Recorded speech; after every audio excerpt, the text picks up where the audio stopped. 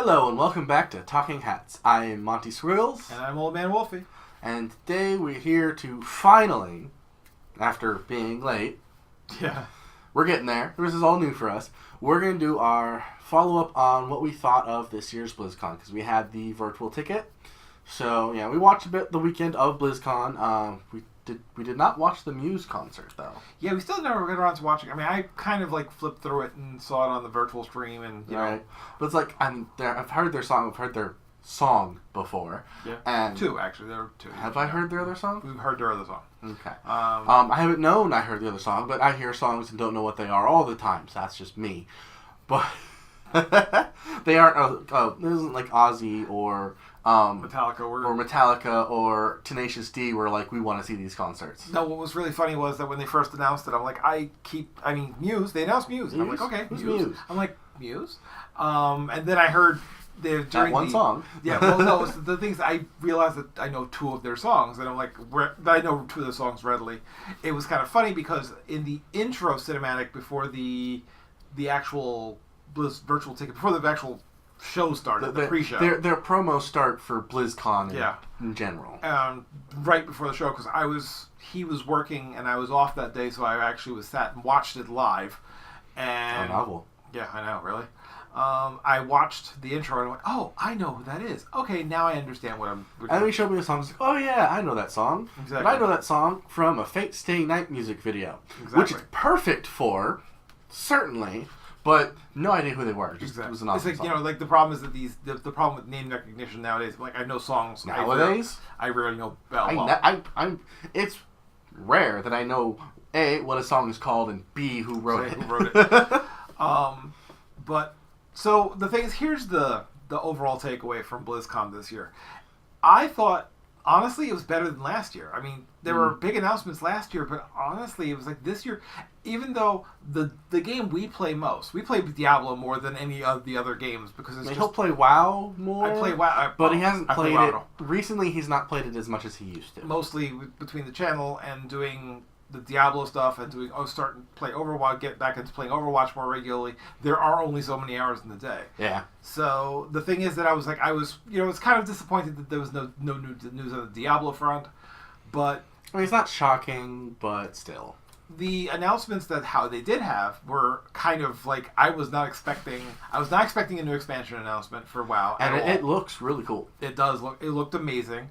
I was not expecting the new hero for Overwatch to be announced. Another battle healer. I can't wait. That she was the reveal for her was fantastic. And oh goodness, they showed her, and I refuse to call it anything else. Her Ziggy Stardust skin. They really should have called that skin Stardust. Yeah. They really, really should have. It is amazing, but no, it's the alt color of that one, Moon, that is just he showed it to me, I'm like, okay, yeah, I want that. See, since the con, I've had a chance to play with her on the PTR, and her Moon skin is just wow. Her Moon skin is fantastic. Her playstyle is just, it's bonkers. I mean, it's going to... Yeah, it's like you have to damage to heal, because your healing is actually a resource. Unlike, Mercy or Lucy or any of the other heroes, you can't just heal and do nothing else. If you do not, your heal pool will regain very, very slowly. So if you're not actively in the fray doing damage, you can't help your characters as a healer. Your team.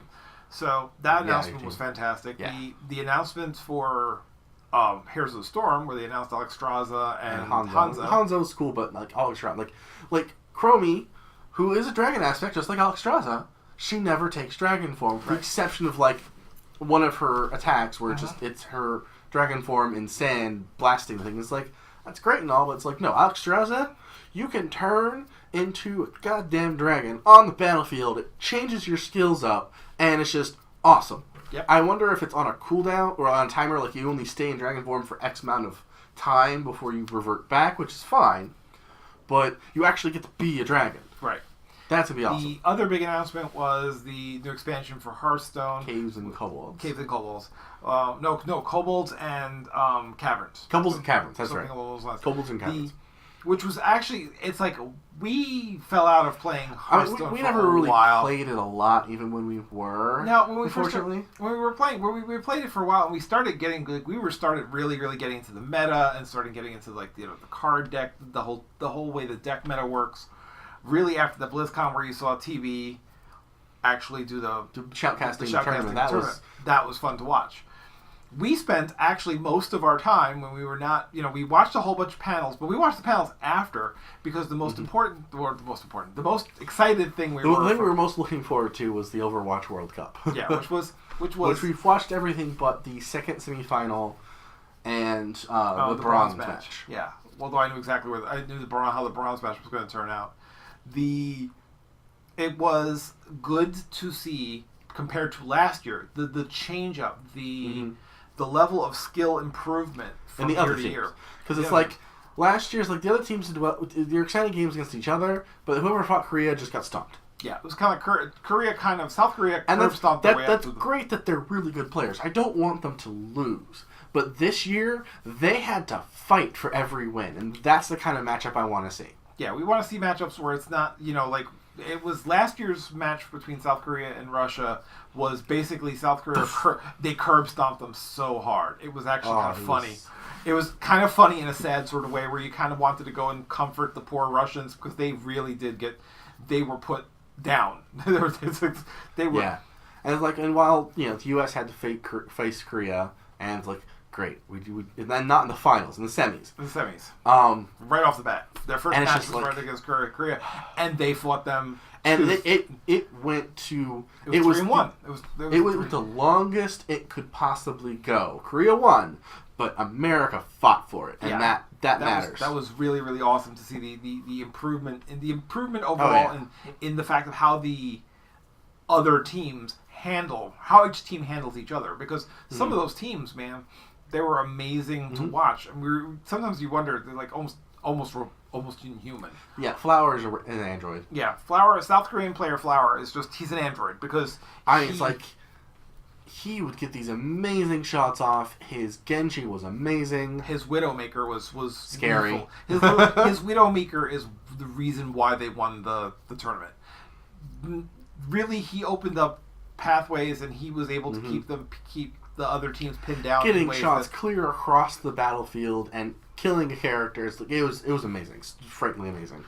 But that was actually a lot of fun to watch. We spent a lot of time watching the interplay between the teams and seeing how Canada made it. And the fact that they had team skins this year instead of just having the base skins. So it's like the actual character skins were a set color, so you could tell. You wouldn't have to stare at who am I looking at now? Who's blue? Who's red this time? Right. You knew. You could look. Whether you're looking at the character models or you're looking at the name. You could tell right away who was who, and that's huge help. That was a massive improvement overall. The change up in this year's BlizzCon, the more inclusion of back behind the scenes or the floor stuff for the people who got the virtual ticket was really, really nice. The feel of the actual convention, the vibe of it was much different this year because it wasn't just basically the WoW show or the Overwatch show, which was last year was pretty much Overwatch. This year it was kind of there was a WoW announcement. There's the announcement for WoW with the new expansion. Nothing for Diablo, unfortunately. Hearthstone had the expansion. Diablo was the only one who didn't really get any sort of announcement. They had a one panel for Diablo, I think, and that was it too. Because they had one on the graphic design. They had the community panel for it. They had a community panel. Okay, So it's not much. And then you had the expansion for Hearthstones. You had the new character and new skins and new map for Overwatch. A small announcement for StarCraft 2 with it going free to play. There were also big changes. The costume contest this year was a much different affair. Yeah, the way they paced everything and they interweaved the art contest contestants and winners with the costumes, it had a much better flow to it overall. Having the costume come out in sets so that the entire costume group is there, then taking them off, then bringing another costume group, letting everyone see them for a long period of time, and then having them leave. And then doing, breaking it up with the art contestant, video, the music. I was kind of we watched I guess it's the musical entries. And I gotta say, this year, Have No Fear, I have always been a huge supporter of that band. But this year, they were not as strong. They were not as strong as they normally have been. And I think, and what's funny is that I actually liked their rap. I really did. There must have been something with the sound setup that messed it up. Because in previous years, there were times when I was worried, when there's only the backbeat and vocals. And this time the vocals didn't come through very well. So the problem was that we weren't hearing, and we were hearing no audience feedback at all. And but the problem is you'd pan out to the crowd, and the audience, there was obviously the audience was they're doing responding. something. So, and that was kind of strange. These guys are amazing. Not their fault. This is not something that's going to be their fault. Not exactly my normal, this is not my normal choice of music. But yeah, it's like, I don't normally listen to rap or hip hop, but if you show me good rap or hip hop, I'll be like, yeah, this stuff is really good. I'd listen to this. They sound better in the studio. But that's a lot of groups sound better in the studio.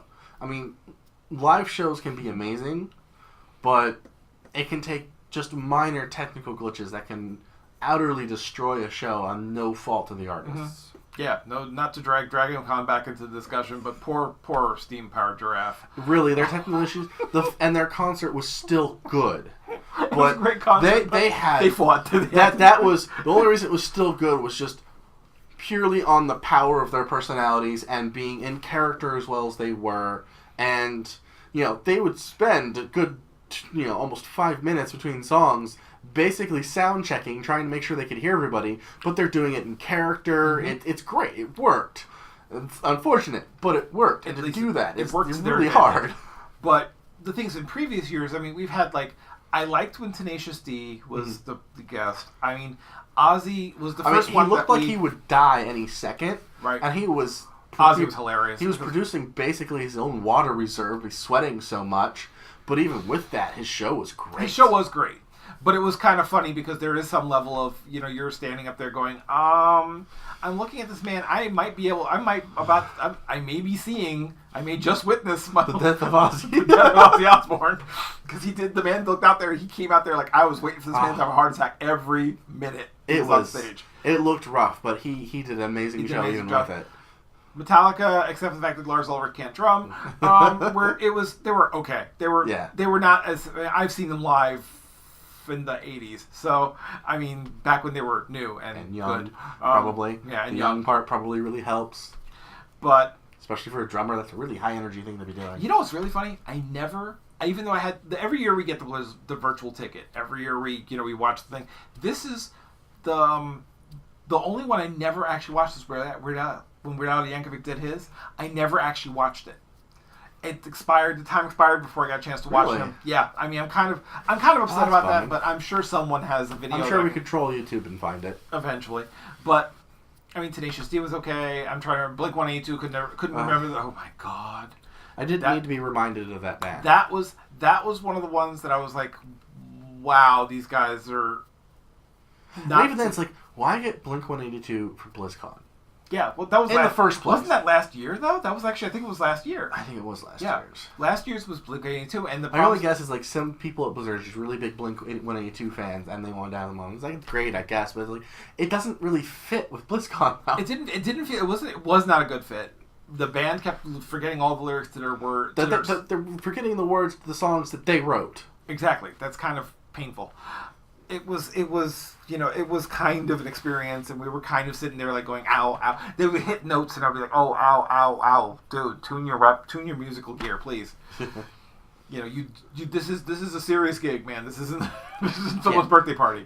But overall, the show had a very, very good vibe. From what we got to see I've heard reports. I have friends who actually went.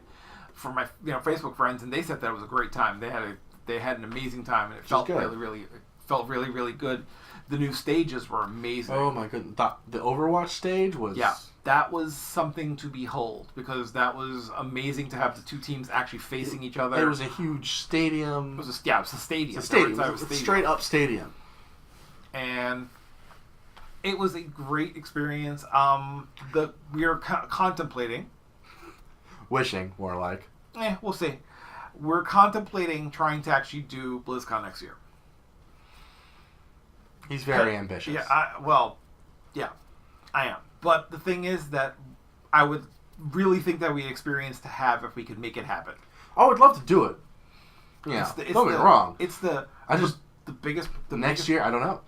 I don't know. Well, we'll play it by ear. But I tell you that the biggest thing would be transportation, because I mean, getting there is half of the cost probably.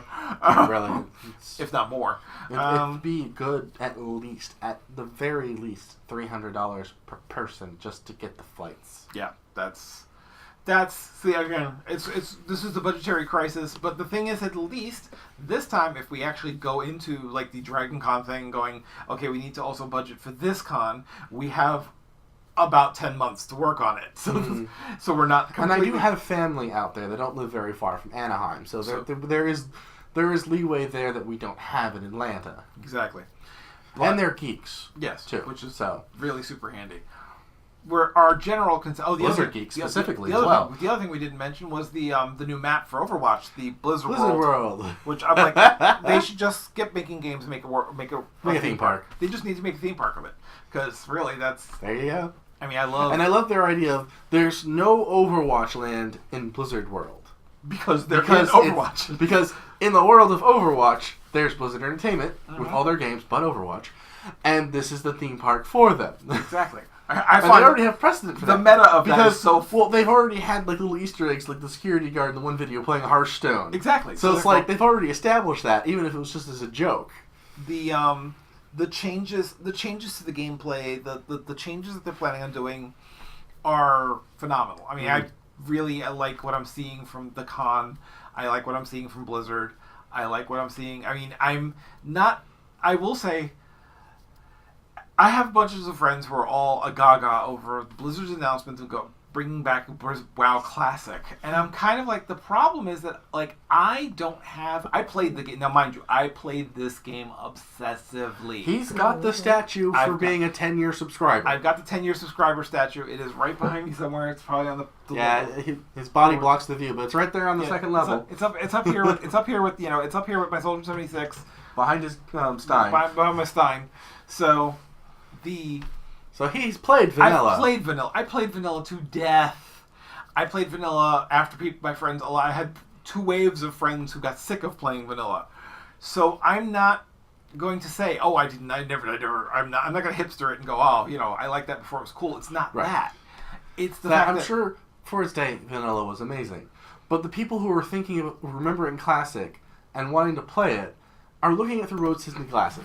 Yeah, there's a huge sense of rose-tinted glasses. How you remember it, and there's how it really was. And the idea of going back to that is kind of, there's a nostalgia factor. Mm-hmm. If it doesn't, now mind you, there's a bunch of factors that factor into this. Is it going? How much is it going to be? There better not be an additional monthly subscription. I don't want to, because then it should just be another server choice. That would be another server choice, because there's no way I'm paying more than what I'm. And they can make it like any character you have on this server can only be on this server, because obviously it makes perfect sense. It's like there's no way they can't just make this server and then make your current characters compatible with it. That's nonsense. That's not going to happen. But the funny thing with people going, I remember it so fondly. You also remember it was 14, 15 years ago now. I'm sure you remember it fondly, and you should treasure those memories. Yeah, that doesn't mean that it was amazing. There's an old saying about how you can't go home again. Mm-hmm. Your experience with the game also is you 10 years ago. So some of my friends who were like all gaga over this, I'm like, 10 years ago, they were either just getting married or just had their first kid, had their first kid during during vanilla, and now they have multiple kids, or now they're gone on to a different part of their lives where they can't spend 4 hours a night playing WoW. And the thing is, no matter how much you wish you could go back to that, you can't. Now, the solution is Blizzard can introduce it and have certain, quality of life changes that they've developed over the years as part of it, but if it's not exact like that, people are going to complain. Now, what I'm hoping for is that people will clamor. See, now there are issues. There are things from Classic that I would love to see them put back into WoW. For example, I would love to see them get rid of the damn Dungeon Finder. Dungeon Finder needs to die so much because it takes the interactivity out of this MMO. I mean, it's a good idea on paper. Yeah, it really is. It makes progression faster, and that's actually, in MMO terms, that's actually a downside, frankly, because it allows you to consume content so much faster. But it does kind of undermine the more social aspect of it. Because the thing is that you don't have to travel to dungeons anymore. I looked the last 2 expansions. I don't know where the dungeon entrances are. Where is this thing? I don't know. I just kind of poof into it. I poof into it. I actually there have been moments where I fly by a portal and go, oh, is that where that is?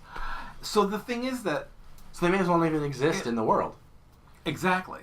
Because half the time when you do Dungeon Finder, the other things, when you leave the dungeon, you don't pop out the dungeon entrance, you pop exactly back where you were. Wherever you were at the time. You poof back into reality and the other thing. That, for dungeons, I think that is a bad idea. Raids, I can understand Raid Finder. Raid Finder, they can keep. I still would rather they get rid of it. But because the thing about it is that... concede Raid Finder. I'll concede Raid Finder only because raiding is something that's so daunting for a lot of people that they don't know how to approach that they don't often... And it's not that you can't do these dungeons the traditional way. No. But with so many people just using the Dungeon Finder, good luck finding them. Nobody in there... Okay, you will find that you can easily get... you could easily assemble X number of people, but nobody wants to travel to a dungeon anymore. They want to wait for summons. Everyone wants to be summoned to dungeons. You can do these things. No one does. No one ever grabs a bunch of their friends and says, hey, let's fly out to this dungeon. No, they go like, poof, they're in the dungeon, poof, they're back out of the dungeon. Right. So the problem is that becomes potato chip content. It's ultimately pretty empty because there's nothing getting to it. So it's essentially, as opposed to a actual, it's potato chips versus an actual burger. You get the experience of eating, but not much for it. Right. Except you actually distance yourself. I mean, right now, Cataclysm was a disaster in that it fragmented the player base so far that they never were able to recover it because they had unleashed the beast in Wrath of the Lich King, and then when Cataclysm, once that genie was out of the bottle, with how they structured the game as far as the social aspect, it's been problematic to try and squish it back into the bottle. And a lot of things that make Cataclysm lackluster, because I did play up to Cataclysm. I actually played up to the beginning of Pandaria. Was necessary changes, and they were not things that you felt, but they were things that needed to happen. So that's unfortunate, but that's just the way a game this age to keep going. I mean, it's ridiculous. I don't think there's an MMO out there that has run this long, this consistently. Right. And the player base will never be where it was before, and that's just a fact of life because people have moved on. World of Warcraft is showing its age, and which is going to make it harder to get newer, younger people in. And it's also the thing of, let's be honest, some of Blizzard's worst competition is themselves. Yeah. Because what Blizzard game do you play? There's 6 of them. Right now. And now they're going to have Destiny on the Blizzard launcher, which, granted, is not their game, but because it's being in the same space as the other games, it's going to have that same kind of, well, I got Destiny here, but I want to play this. It's going to further. Games I play semi-regularly. So you have...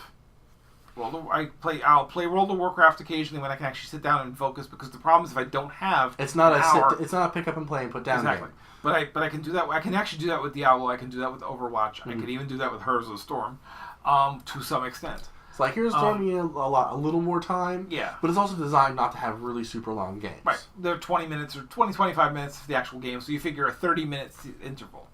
When I want to play WoW, I need to have at least an hour and preferably 2 or 3 hours so that I can actually get into the feel of where I was, where I stopped. Will you use up that whole time? Not necessarily, but it needs to be available to you. Yeah, Diablo is just quick, basically dungeon running. Especially since once you've played through the campaign with most characters, and if you've been playing Diablo 3 since it launched, the campaign holds nothing for you. Once you go through the newest expansion, that's it. It's like you go into adventure mode and boom. There you go. So the thing is that the longevity of these things is kind of, it's a difference of what kind of play style you have. Mm-hmm. But so you have, those are the Blizzard games that I'm playing mostly right now. And then outside of Blizzard, I have Wolfenstein. I have Cuphead on my PC, and I have Bayonetta on my PC. That's all I'm touching, except for occasionally playing Mario Odyssey. That's it. Mm-hmm.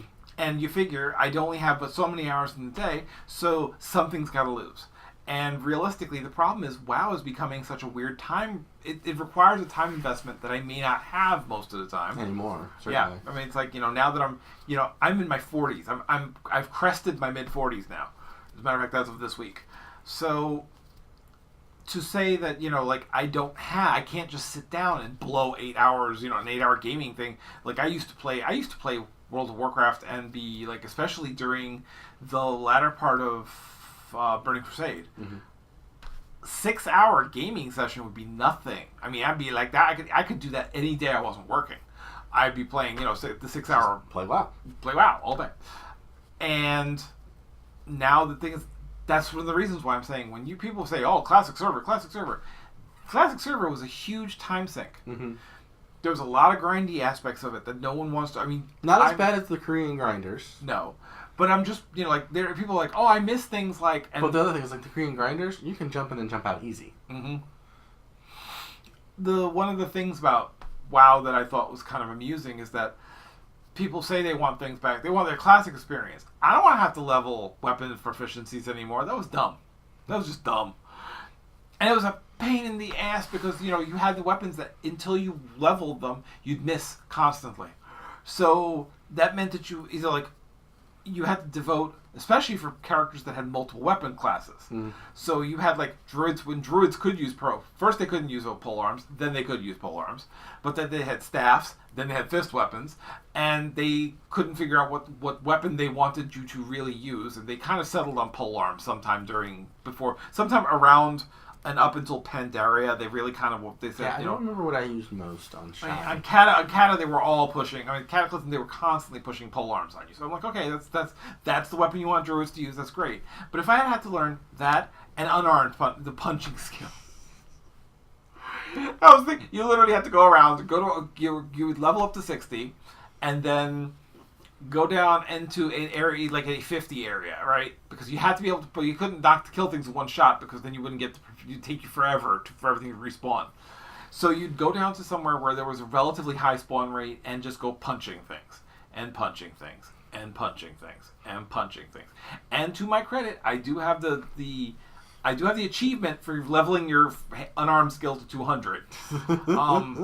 That was a trial, especially because I was like literally an hour of just running around punching things to get that damn last point. I think it might have been two sessions. Jeez. I mean, it might have been more than an hour. But so the thing is that when people are like, "Oh yeah, the big announcement was classic," and I'm going, yeah, it was an announcement. But I think the new expansion is actually going to be a return to form that more to what people are thinking they want. Exactly. The way it seems to be structured, of what they're going to bring, what they're going to do, it feels like it's Blizzard coming back to what made World of Warcraft. Right, because the classic WoW, one of the things about classic WoW that was kind of overlooked, and one of the things that people don't talk about with the rose-tinted glasses, but they actually mean it a lot of times, is things like when in classic World of Warcraft, you didn't actually have, there were raids, there were the end game raids, but these things were not the overarching world-ending conflicts. There was not, it wasn't a dragon trying to destroy the world, or it the wasn't Burning the boss Legion battle of the story. Right, it was a raid. It was a raid. It was a part of a culmination of a larger story. But the problem was that the story had lots of threads, and you threaded them together, and it weaved into where the raids went. Nowadays, the problem with the game is that the game is this weird sort of curated mode where you're kind of like literally on a park ride, amusement park ride. And that probably started with Lich King, because you had a singular, established villain. You didn't have that in Burning Crusade.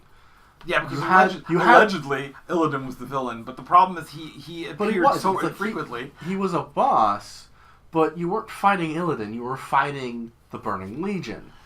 And The problem was... And trying to stop them all over the place. But believe it or not, the funny part was that if you actually followed... When you dig into... When you actually overview and take a look at the structure of Legion, you finally get to Black Temple, and then you fight Illidan. The whole point was Illidan was behind all of these things, and you don't know that until you do. You don't know that unless you are really, really paying attention to reading quest dialogue, because there's a couple of parts in the Nether Realm, the Nether Shard area where the Netherwing dragons are, where they mention Illidan. Illidan actually shows up, and then he is almost not referenced again unless you find the one quest trail that takes you out to where you find Maeve, and then she disappears, and then I'm like, now what? That's it. And then you're like, but now we're doing our final raid, and now we're going, okay, why are we attacking? Why is Illidan?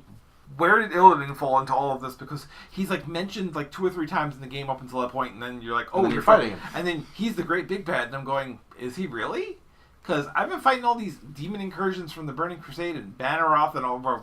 Was it Banneroth? I think it was. Yeah, it was Banneroth. Yeah, and I mean, you're fighting.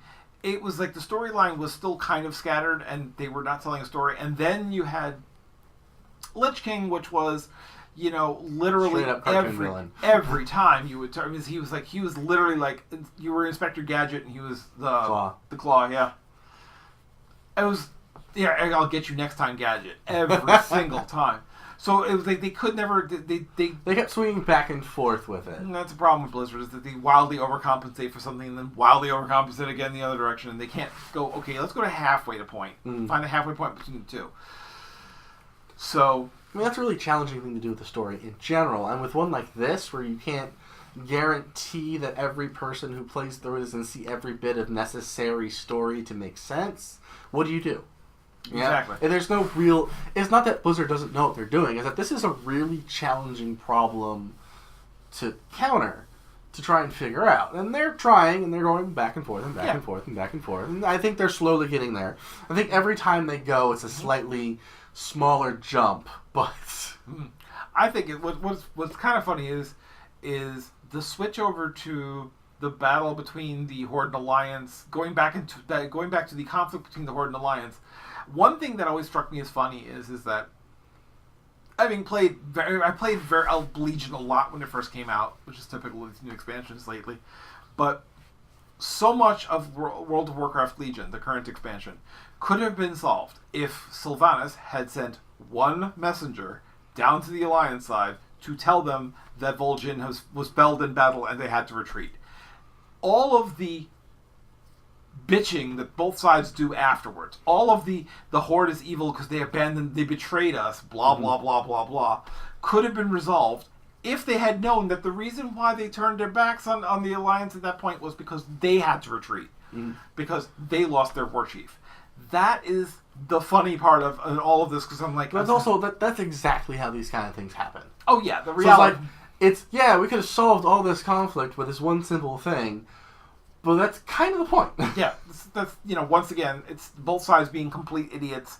And granted, seeing... So there's no true villain in this case, which is what a lot of more compelling stories are like. Yeah, both sides has their justifiable reasons for being the way they are. I mean, and they just cannot. The Horde still kind of falter heavily with Sylvanas in the lead now. The Horde still kind of falter on their moral high ground that they used to have back when Thrall was leader. Was kind of like, but what can you do? I do find it interesting that when they say you can level to 120 now, I'm going whatever. It doesn't mean anything anymore. That'll be, you can probably do that in 2 sittings. You'll be 120, and the game opens up to you. I'm like, well, the game opens up to you almost immediately, because the problem is that the other thing that people have those lofty eyes with the lofty rose tinted goggles for Classic or Vanilla WoW is that whole 60 levels of worth of leveling. There was actually a progressive crawl, and a bigger striation of numbers. When you get into these higher, these people are only 10 levels higher than you at most. Maybe 12 if you squeak in early. Some of the expansion usually opens up about 1 or 2 levels. And if you're lucky in the queue and you get in there before everybody else does. I mean, you can and you probably have no life. Yeah, you have no life, and but the thing is, the world first 120 is. I mean, people will be able to do that in a couple of hours of play, because I'm sure when the PTR comes up, people will start figuring out exactly what the world firsts and the server firsts to get to 120 are. Big whoop. Yeah. It's not an accomplishment if you're literally it's a sprint rather than a marathon. Right.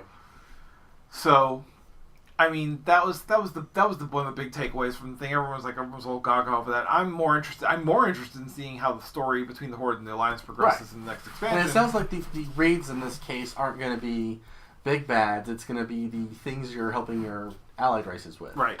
The idea of I was looking so it's still about the battle between the Alliance and the Horde, but you show these big raids that you're doing in order to court that alliance for the people they want, so you can have this battle going. And the ability when you unlock, I like the fact that you unlock the allied races, so you can have your Dark Iron Dwarves and your Moose. And it allows them to change up character creation without having to think up whole new class mechanics. Exactly. And making them balanced. I'm sure they can come up with plenty of classes, but balancing that stuff out is always a challenge. The problem is that people have for years talked about this thing, and it was discussed as the other additional races that you could bring into the game, and there are still races you could bring in. But for example, people keep saying that the Horde should get Naga, and I'm going, but you can't.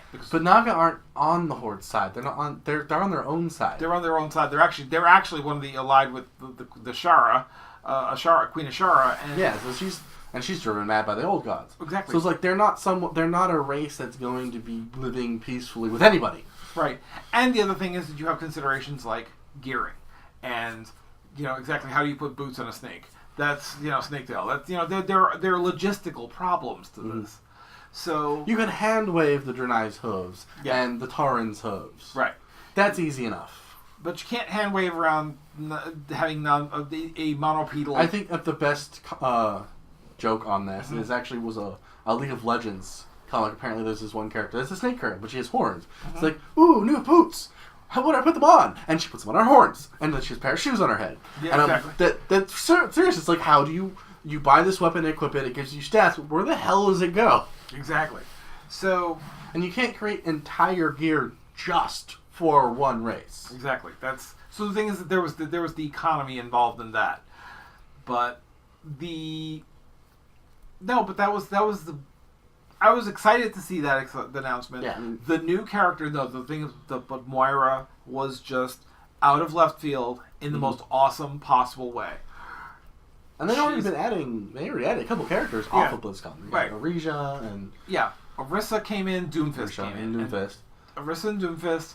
And then we have Moira coming, and the thing about her is that she is such a different character to what we've seen so far too. Yeah, she's actually a Talon character healer, which they don't have a single. I do find it funny that people are arguing that why are all the supports good guys? No, why are all the healers male? And the funny thing, female. Why are all the supports female? Lucio and Zenyatta. I'm like, hello. I actually saw someone on Tumblr arguing the fact that why are all the supports female? And I'm going, they're not. It's like they're predominantly female, sure, I'll give you that. But they aren't exclusive. Exactly, not by a long shot. And no matter how you slice it, Symmetra's not a healer at all. Yeah, Symmetra's not a healer. So the thing of it's the weirdest. I always find the weirdest. Especially if you saw our last video, you understand that we don't understand these weird things people come up with. People say the weirdest stuff. What I'm hoping is one of the things about my disappointment with the Diablo and now lack of non-announcements is that Blizzard has. Oh, sorry, I'm just like my mustache not having waxed it. You notice that it's actually down today. My mustache not having waxed it. It's in my nose, so I'm constantly doing that. Yeah, it's like get. I mean, we'd never shave our mustaches, but we eat them. We breathe them. They climb into our face in weird angles. But anyway. Waking up with your mustache in your nose is never fun. But the changeover. Where was I going with this? The lack of announcements for Diablo. The lack of announcements for Diablo is interesting because Blizzard has said that they had nothing that they were ready to announce at Diablo. There's something. There's something in the works, but it's not going to get announced at BlizzCon. And I'm going, well, that means that they're in super early development of something because usually Blizzard is notorious for throwing things out. What they'll whip their slaves and get everyone up ready to do the next announcement ASAP. Because the announcement and I'm always this year. The other thing that was amazing was the polished level of announcement. Like they had their announcement game down pat. In previous years, you always got this kind of weird feeling that they had just finished it the night before and were like rushing. They had fewer technical glitches with the slides this year. Well, there was one video that didn't run in one of the panels, but no, it's like in previous years it was kind of funny because it was literally like watching kind of like the big boss was the tech problems. The clickers for the slides were like the big boss because they would spend time trying to overcome that particular deficiency. But I expect that sometime during this coming year, probably I don't know. I don't know how far. I don't know how far out Gamescom is, but usually that's the other where the other big Blizzard announcements come out. So we'll probably see something this year, make an announcement this year, but they didn't have anything in 2018. We'll probably see an announcement in 2018. But they just didn't have anything ready. But they were kind of like trying to tell everybody, no, Diablo still exists. We haven't forgotten it. We haven't forgotten it. I'm kind of on board with Riker saying that there are going to be no further There's going to be no further development on Diablo 3, the game we have now. So where we're likely to see is either it's going to be Diablo 4 or something else like it, or something else in the system. Diablo, And I'm still not entirely sure if I'd want them to create a whole new program for Diablo 4 or to build on top of Diablo 3 as they go forward, much like what you do with WoW and what they started doing with StarCraft 2. It'd be interesting if they had... There's pros and cons to both sides. I personally have no idea where I would rather they go. Personally, what I expect them to do is I'm kind of wondering if they're not going to do something like another Diablo game or the continuation, because they're kind of also... They have said at previous intervals that they are interested in continuing the story of Diablo. There's still story to tell. Oh yeah, we still have the Black Soul Stones. Everything that was in the Black Soul Stone is not in the Black Soul Stone anymore. Yeah, so all the evils are released. Oh, so we're back again, and then we have the High Heavens who hate us now. So the next game, if there's another iteration, if it's going to be Diablo 4 or what have you, I wouldn't be surprised if the new big bad's going to be Imperius. Yeah, that would. I was surprised. I was actually surprised we haven't gotten him as a big bad yet. Malthael makes more sense.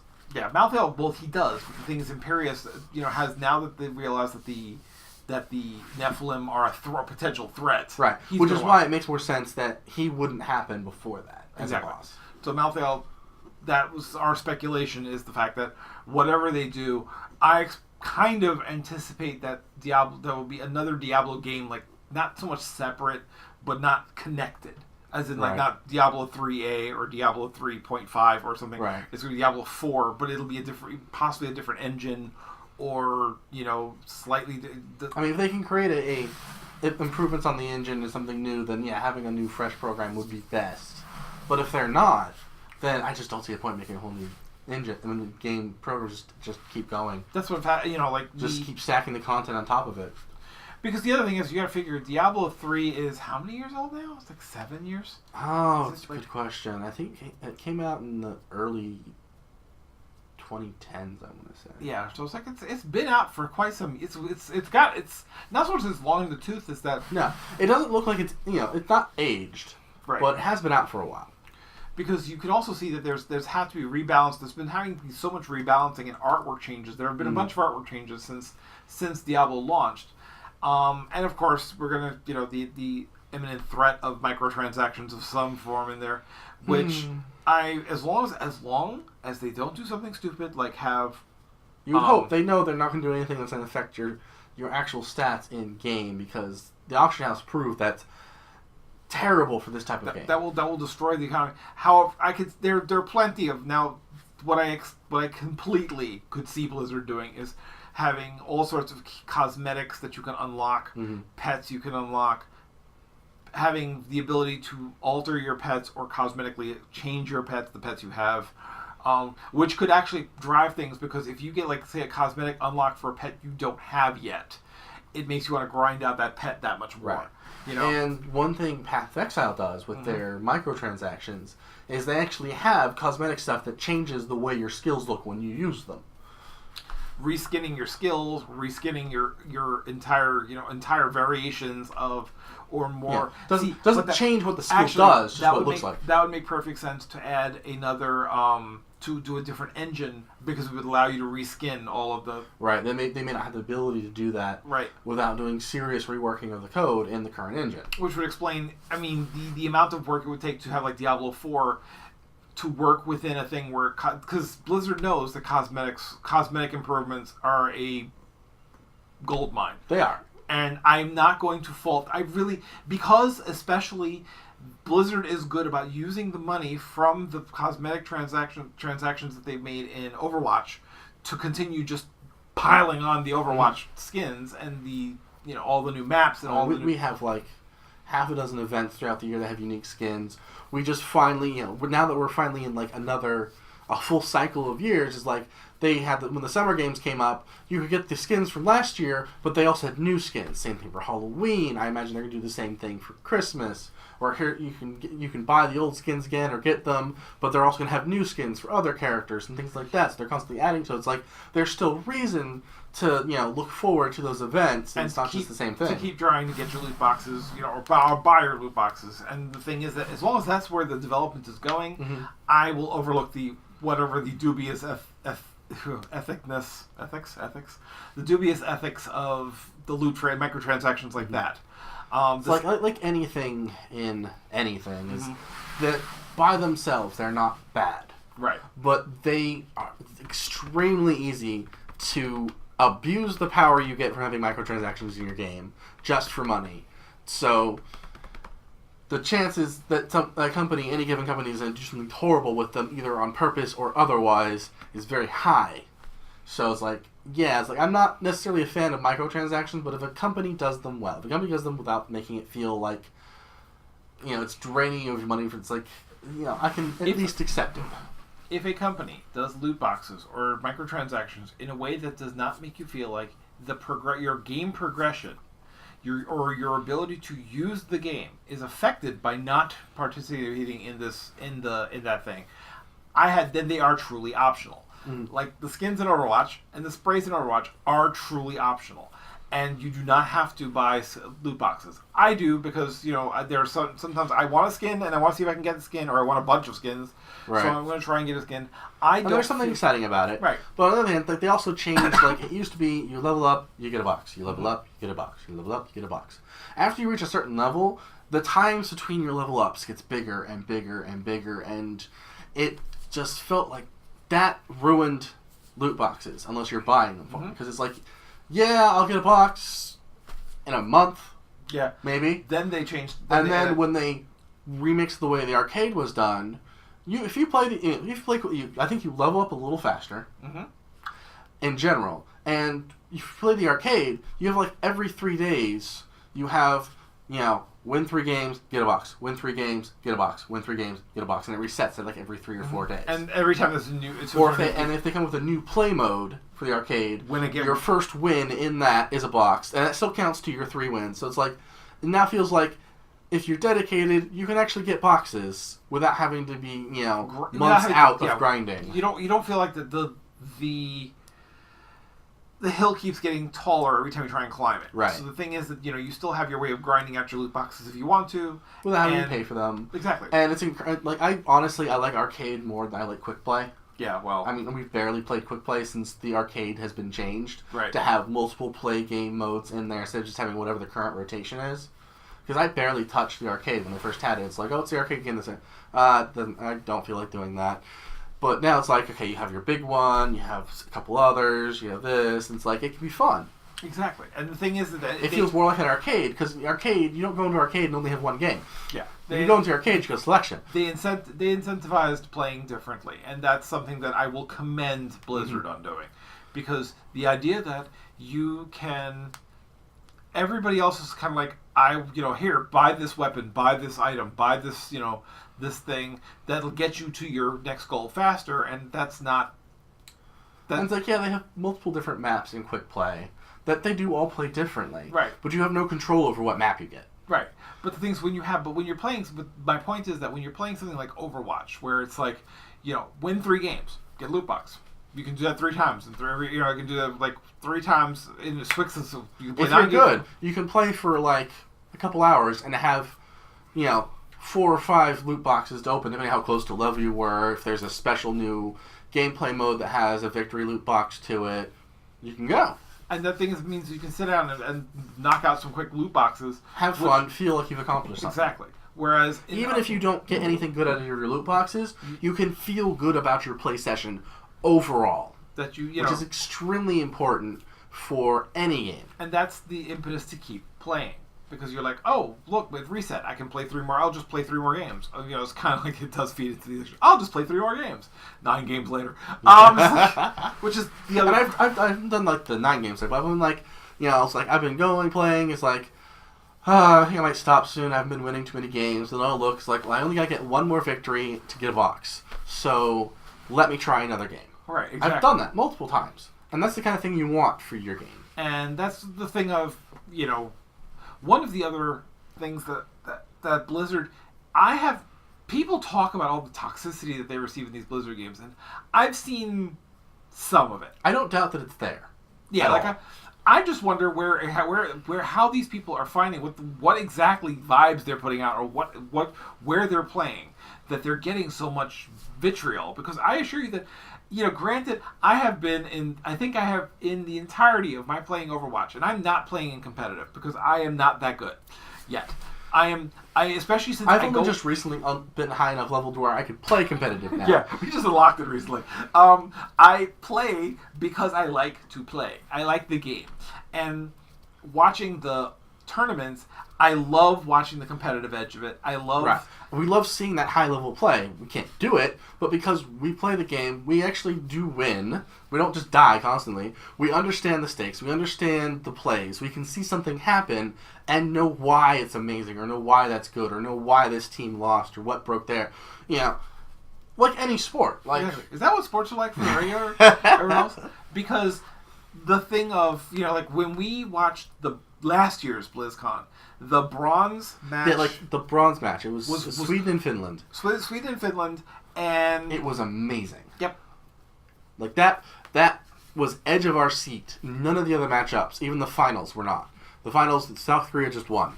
But the bronze match, that was amazing. That was just amazing to watch because it was... Watching challengers who are no one's really got this huge earth-shattering competitive edge, but each of the teams was playing to their fullest ability, and you would see the back and forth. You'd see the skill, when people would land a whole bunch of really, really good kills. The clutch ult, the shutdowns, staggering people out. Those things were fascinating to watch.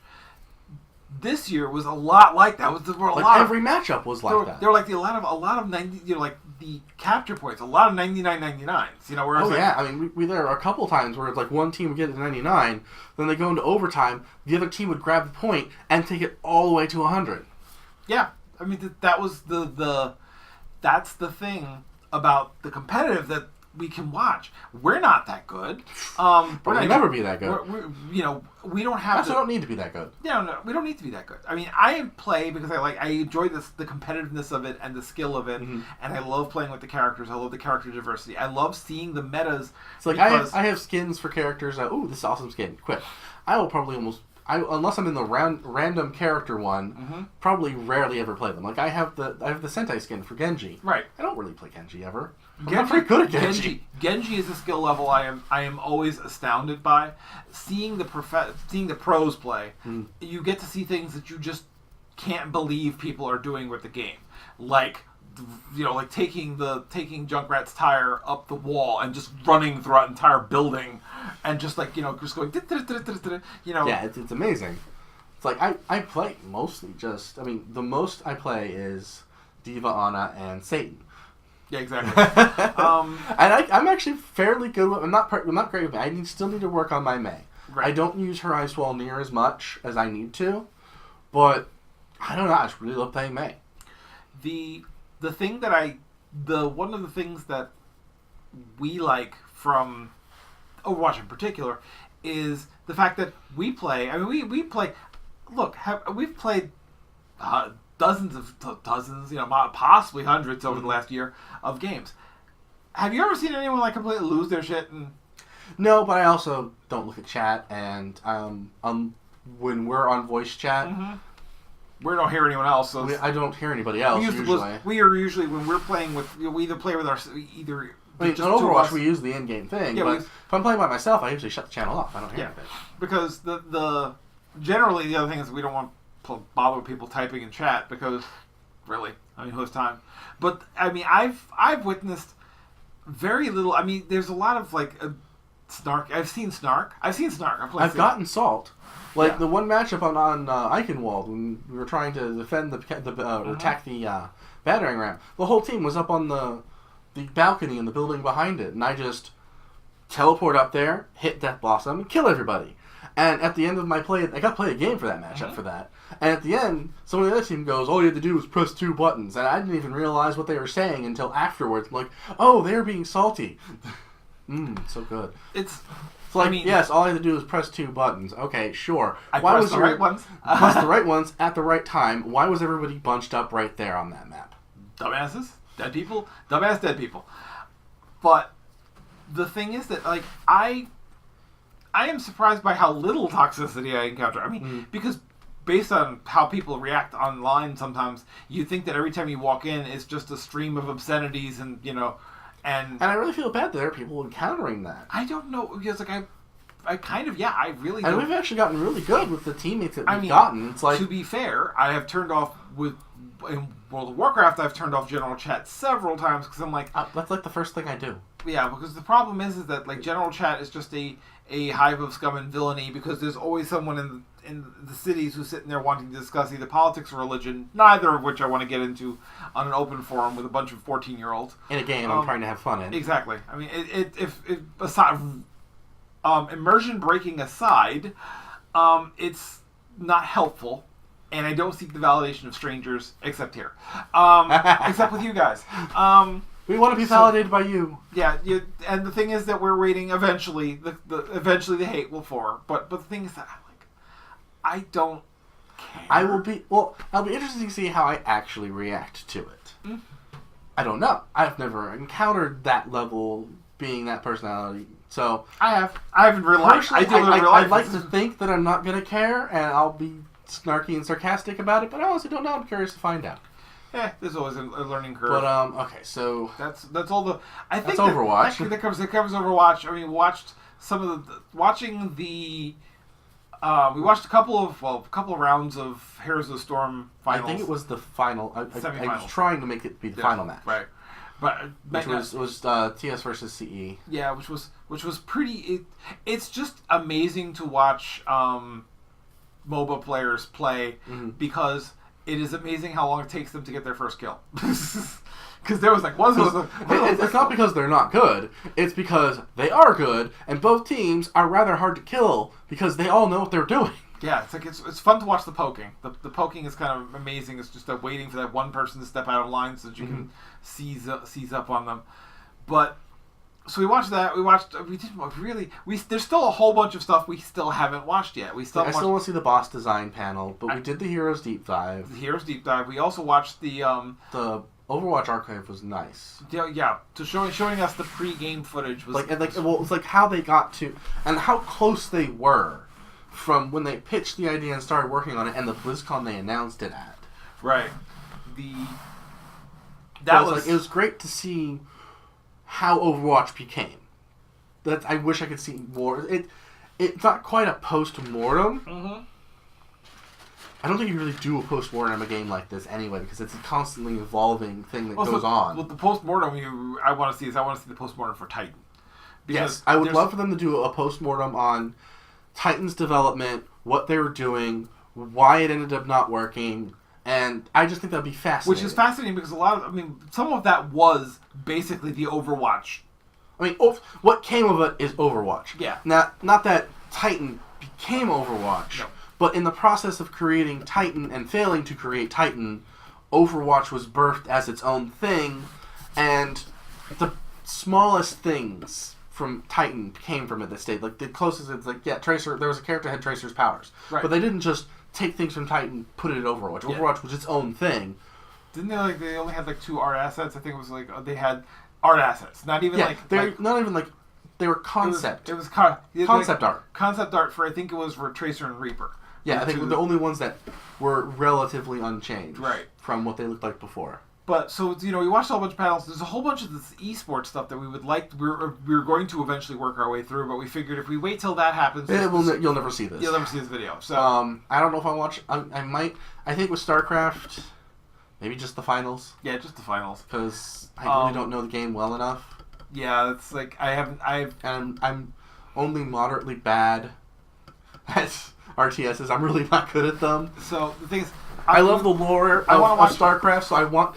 And what's funny is, StarCraft 1 is the only RTS I ever purchased for myself. I barely played it, but it's the only one I ever got for myself, because it's looking at all these RTSs, Command and Conquer, all these things, Command and Conquer's cool. Don't get me wrong. But it's out of all these, StarCraft is the one that I would actually want to have around to try and play, because the world is just... I love the world. Have I still really gotten around to play it? Not really. Do I have the first 2 parts of StarCraft 2? Yes. Have I really played them? No. Yeah. Well, and meanwhile, on my side, I loved StarCraft. I played StarCraft 1. I finished StarCraft 1, but Command and Conquer was my jam.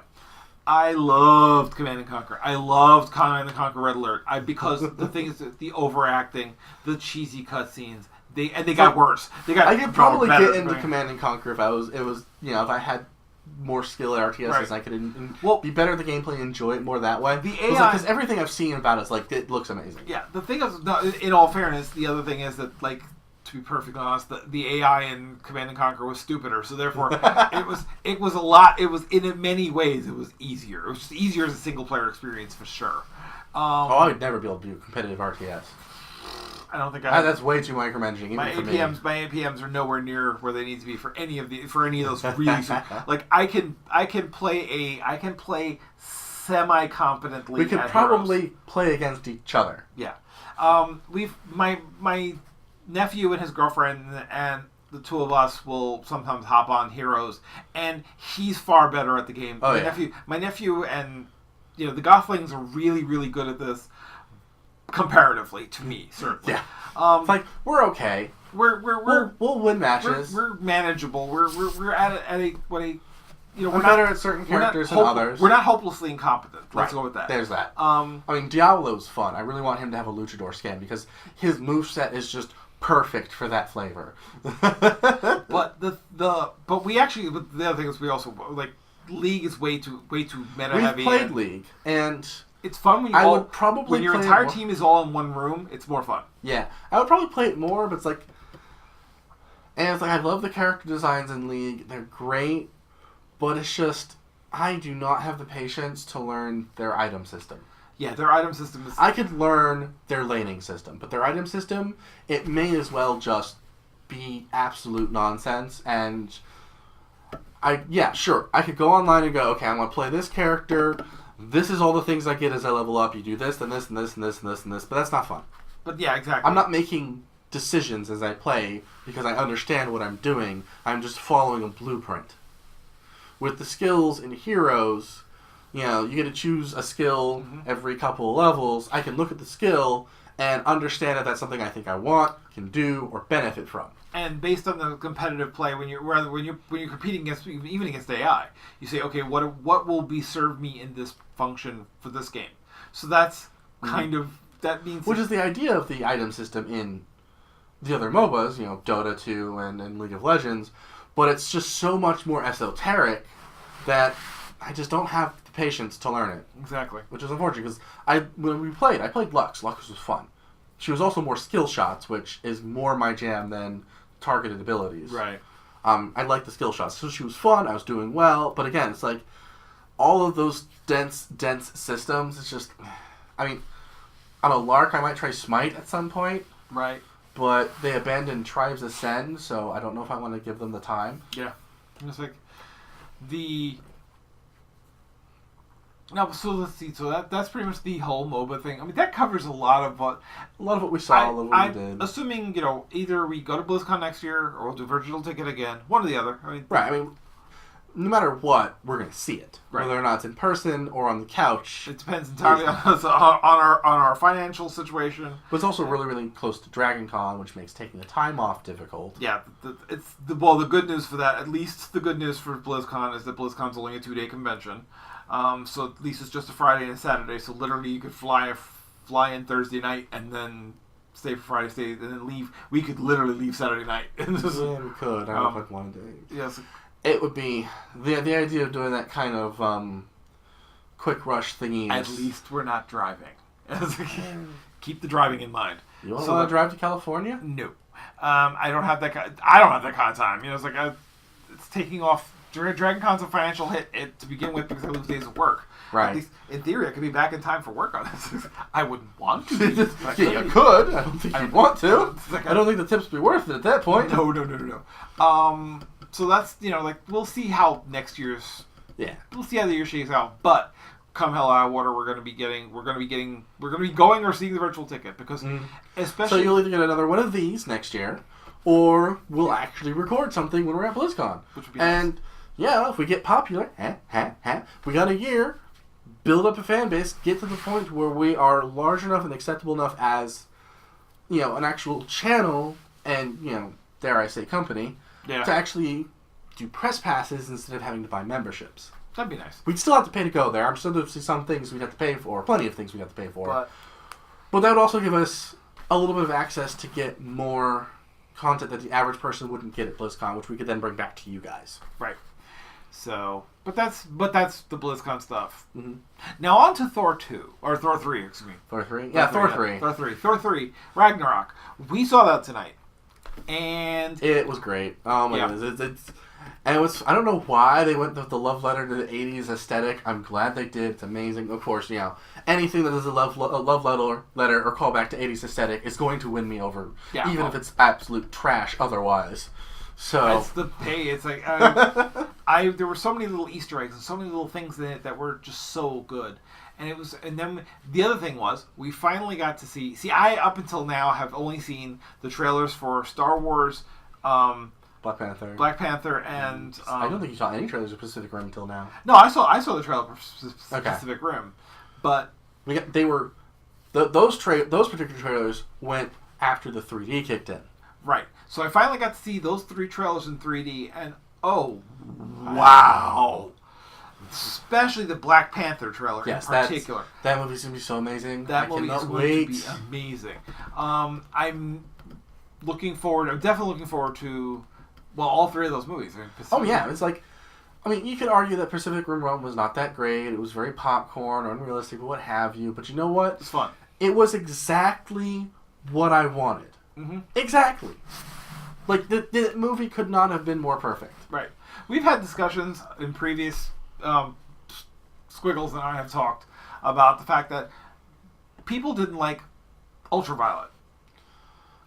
Loved Ultraviolet. Here's one of the things about that movie. All I wanted from that movie was Mila Jovovich running around in skin-tight cyberpunk-esque outfits kicking ass. I got that. Did the vampire lore make sense? It was a little iffy. But it was a comic book movie without a comic book. And their opening credits has all the this is what our comic book covers would look like if we actually had them. And it's like, it makes me want to have a comic book come out of that. I'd love to see another movie. I'm probably not going to. But it's like, but it was an action movie, but the chemistry between her and the kid was amazing. Right. Like, it had heart, it had action. So the thing is that, Pacific Rim, when I saw Pacific Rim, I wanted to see giant stompy robots fighting monsters. I saw that. And we got that. But we also got really good character interactions. Mm-hmm. We got good emotional depth. The first one had Idris Elba. Yes. And then, But the guy in the kid in the next one, he's channeling Idris Elba. I mean, I swear, he must have been like vocal coached. Yeah, coached by Idris Elba to sound like him, because it's like it just sounds like Idris Elba. No, it's really weird hearing Finn talking with a British accent. That's the weirdest. It's this weird sort of thing of like, I know back here somewhere that he is, that these, I know these actors are a lot of these actors are British but it doesn't kick in until I hear them talking in British. So, that's right, that's their normal, that's how they normally speak. But and it's like Star Wars. I'm just wondering where they're taking the story, where everything with Rey is going. Yeah, and Ben. I mean, let's see, the whole Rey Ben thing is like, it's really. I'm less anxious. I'm less on the interesting for Ben, because it's like, okay, I want to know what they're going, but it's like, just based, not even based on like the first movie with Rey. It's like just the glimmer in the trailers about what they've shown, what she's doing, and how they. Right. So it's like okay, it really looks like they're going somewhere really different with this kind of story for Star Wars with Rey. She's not just going to be the Jedi to Ben's Sith. Right. I'm not entirely sure based on the trailer. I'm not entirely sure Ben's going to stay Sith either. Yeah, that's the weirdness of it all. I mean, he smashes his helmet. Yeah. At one point. This is fascinating because it leads into potential for the final movie to be a real. Given the character, the original movies are awesome. I will never say they're not. Their characters are not exactly deep. No. Well, but the second movie, the eighth movie, I guess at this point, there is a depth to these characters, even the characters from before, like Luke and everything, that I'm not used to seeing in Star Wars films. And I'm excited by it. I really am excited by it. And it's just they've got so much of the visual right, which is always nice to see that, because when they continue a series and you start going, oh, the visuals all fall apart. When we saw Ragnarok, it was funny how all the visuals, how they kept all the aesthetics. I mean, definitely had it maintained the aesthetics of the Marvel Universe and Asgard and the world that Thor is in much better than Dark World did. Yeah. Dark World was a story, just basically, it's a perfunctory story to get a plot point into the Marvel Universe. It's just we're gonna stick to Red Gem. It wasn't necessarily bad, but it was definitely weak. Yeah, of the four movies. Yeah, really, of the Marvel movies, I'd say Dark World is probably the weakest. And with Avengers, Age of Ultron being somewhere in that list, being pretty damn close. Yeah, that one. A lot of stuff happens. A lot of the thing that one suffers from is them again trying to set things up and doing it very, very clunkily. Yeah, and it's like Ragnarok does the same thing. It's setting some things up, but it did it far more organically. It's like I could recognize what they were doing, but it didn't mess with the pace of things like it did in Age of Ultron. Right. It didn't. Yeah, Age of Ultron. The problem was that you could see the shoehorn. They couldn't CG out the shoehorn that they were using to shoehorn things into the plot. Yeah. And the characters' motivations made no sense in some point. It was very, very weak, muddy motivations in that one. So, it was far better when they got to, Civil War, and now this Thor movie and Guardians of the Galaxy 2, and these movies are. They're not all hits. They're not all hits. But even the ones that aren't hits are enjoyable. Like, as bad as Dark World was, you can still sit back and enjoy it. Yep. You still have a good time. You don't regret your time with it. Right. Unlike DC movies. Right. With the exception of Wonder Woman. Yeah, Wonder Woman was amazing. Yeah. Absolutely amazing. If all DC movies could be as good as Wonder Woman was, we wouldn't have half the problems we have with the DCU. Exactly. I mean, because the thing is that, like, Justice League is coming out next week, and I keep forgetting it's coming out next week. Yeah, they had one of those 3D cutout poster things at the theater, and Wonder Woman was broken. Someone broke the Wonder Woman, and it's entirely possible it's because she was also she was one of two characters that were out front, so someone probably knocked into her. Yeah, it's like someone knocked into her, but the other thing was that like she was literally the theater we were at had the poster, the big standee was kind of in the middle of edging out into the aisle, and I could not understand for life why they put it there. Where else could you put it though? Yeah, I know. Unfortunately, as much as theaters like to use those big displays for movies that are upcoming, they have never been designed to house them. Yeah, the problem is that they build it to one size and then it's just stick it wherever it fits. Mm-hmm. But I thought it funny the sheer amount of cameos in that movie. the sheer amount of it's not. There's lighthearted moments. There are deeper moments. There's the cinematography on that movie was fantastic. It was amazing. But I mean, good. Honestly, one of the best, kind of spoilery. You've been warned.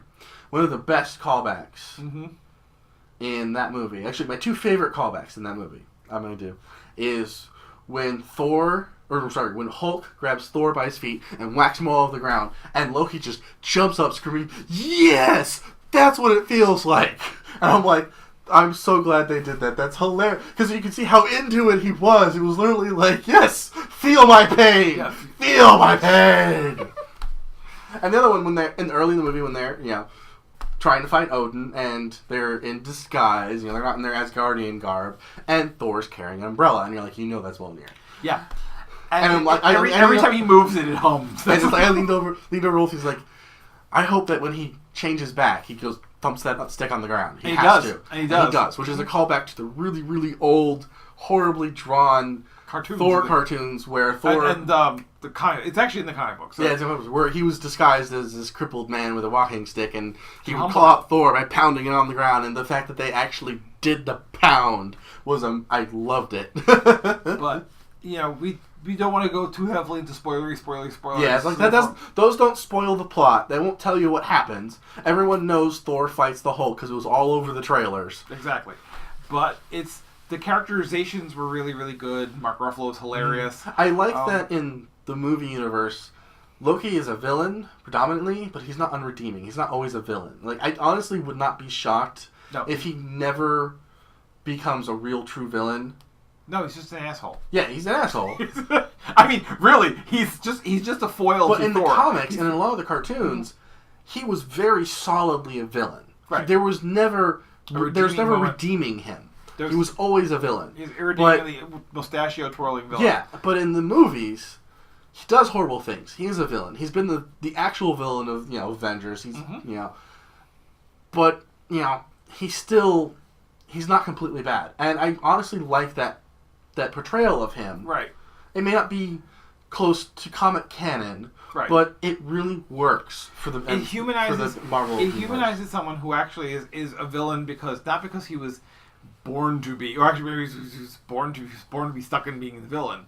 Who has daddy issues aplenty, but that was good to see. It was good to see. It was good to see all the callbacks. It was good to see all the characters that they threw into it. It was good to see all these little things that you saw in the back. If you were paying attention in the background, the two chicks who were walking around with, I love their hair. I mean, what do you even call that? It's something out. Whoever did the costume design. It's like they're wearing trees from Whoville on their head. Yeah, it was this weird sort of Dr. Seuss thing, Seuss thing, where it's they had these weird tail things ball, and like somewhere between Moogle thingy and an afro. The problem is you missed at one point the two of them were walking with these gigantic guns with pink neon running through them. That's where I said, did you catch them? He says, well, he didn't catch them. And I'm like, oh my god. The two are hilarious because they're walking quiet. They're walking silently. But the two of them together, these gigantic guns. And I'm like, that's just priceless.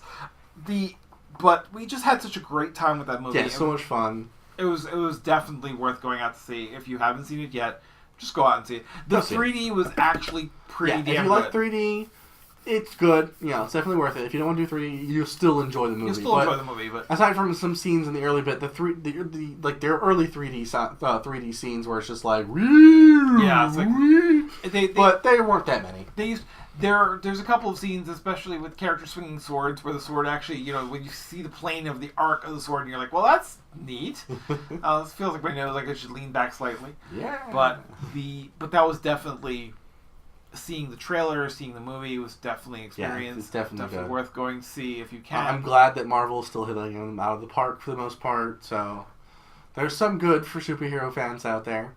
Maybe not as much as we like, but there's some good. So we have next month. We have Star Wars coming out in February. We have Black Panther.